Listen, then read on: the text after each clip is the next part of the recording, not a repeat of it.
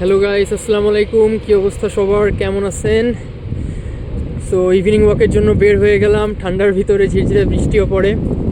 So আজকের ভিডিওটা চিন্তা করছি একটু অন্যরকম কিছু করি, অন্যরকম একটা ইনফরমেটিভ একটা ভিডিও বানাই, যেখানে কিছু ইনফরমেশন থাকবে, কিছু জানার থাকবে, কিছু ইতিহাস থাকবে, কিছু কালচার থাকবে। সো ওই রিলেটেড একটা ভিডিও মেকিং করার ট্রাই করতেছি। সো ভিডিওটা হচ্ছে বেসিক্যালি আমি যেই সিটিতে থাকি সেই সিটি বা সেই রিপাবলিককে নিয়ে। এখন প্রশ্ন আসতে পারে, থাকি তো রাশিয়াতে, তাহলে আবার সিটি, এখানে আবার রিপাবলিক কীভাবে আসে?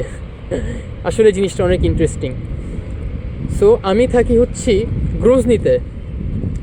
গ্রোজনি হচ্ছে চেচনিয়ার capital, the republic of Chechnya actually. এখন চেচনিয়া কীভাবে আসলো, রাশিয়ার ভিতরে আলাদা রিপাবলিক কীভাবে হলো? সো বিষয়টা আসলে ইন্টারেস্টিং যে পৃথিবীর সবথেকে বড় দেশ এবং শক্তিধর দেশ রাশিয়া, সো সেই রাশিয়ার ভিতরেই আলাদা একটা রিপাবলিক। জিনিসটা আসলে অনেক মজার না? সো চেচনিয়া আসলে আগে রাশিয়ার ভিতরে ছিল না, এটা ছিল অ্যাকচুয়ালি সোভিয়েত ইউনিয়নের ভিতরে।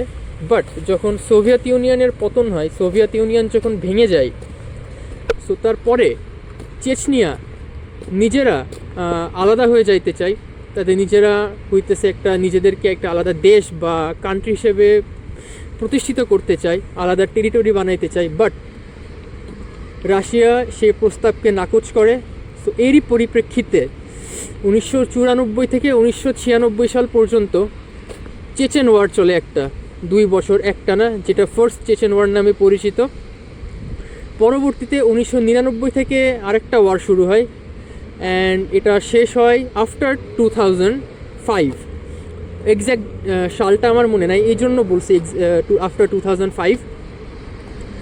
এই যুদ্ধের পরে চেচনিয়া হচ্ছে রাশিয়ার সাথে আর কি না পেরে, মানে এক কথায় তারা যুদ্ধে হার মেনে যায়, কারণ রাশিয়া তখন এয়ার স্ট্রাইক করে, পুতিন এয়ার স্ট্রাইক চালায়, অ্যান্ড সিটিটা পুরা বিধ্বস্ত হয়ে যায়, খুবই খারাপ অবস্থা। বাট তারপরে মস্কো হচ্ছে চেচনিয়া টেক ওভার করে, গ্রোজনি টেক ওভার করে। টেক ওভার করার পরে এর সব কিছু ইনফ্রাস্ট্রাকচার সহ উন্নয়ন প্লাস হইতেছে অল ওভার সব কিছু হ্যান্ডেল করার দায়িত্ব নেয় মস্কো। তারপরে এত কম সময়ে এত সুন্দর একটা সিটি, এত সুন্দর একটা রিপাবলিক কীভাবে ডেভেলপ হলো সেটা আপনারা এখানে না আসলে বুঝতে পারবেন না। খুব বেশি সময় কিন্তু হয় নাই, হয়তো 20 বা 25 থেকে 30 বছর হবে যে একটা যুদ্ধ বিধ্বস্ত প্রদেশ কীভাবে এত উন্নত বা এখানে এত উন্নয়ন সম্ভব হলো। এটা আসলেই অনেক ইন্টারেস্টিং।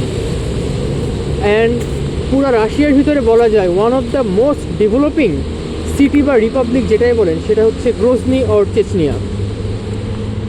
আর চেচনিয়াতে আগে তেমন বাঙালিরা ছিল না, ইদানিং নতুন বাঙালি স্টুডেন্টরা আসতেছে, বাংলাদেশি, ইন্ডিয়ান, পাকিস্তানি, অ্যারাবিক, যেহেতু এটা মুসলিম টেরিটরি।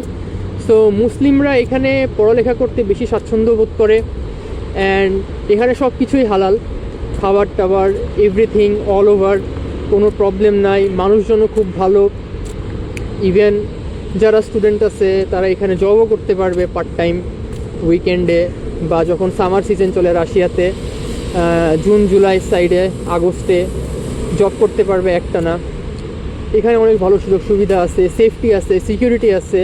অ্যান্ড যদি কস্টের কথা বলেন, আমরা বাংলাদেশে যেমন আর কি খাওয়া দাওয়া করে অভ্যস্ত যে কস্টের ভিতরে, শুধু গ্রোজনি বলে না, রাশিয়াতেও আপনারা সেই সেম কস্টের ভিতরে স্টে করতে পারবেন বা লিভিং করতে পারবেন, কোনো প্রবলেম হবে না। অ্যান্ড রাশিয়ান কারিকুলামে যদি পড়ালেখা করেন তাহলে it is good for you.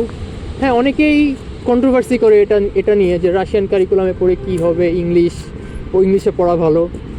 But if you can complete your bachelors in Russia, so you have a bright future.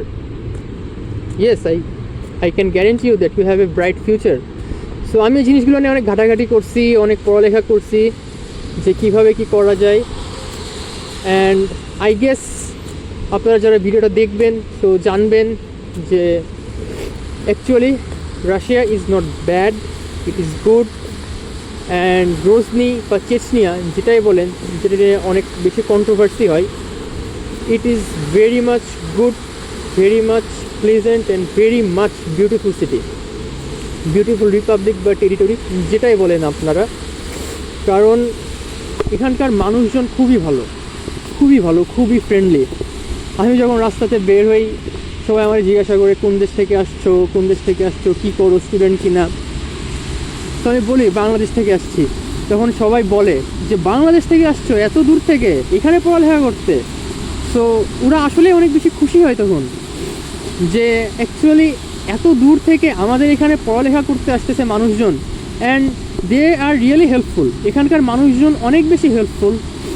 Even আমি যখন হইতেছে প্রথম এখানে আসি, রাশিয়ান ল্যাঙ্গুয়েজ তো জানতাম না প্রথম।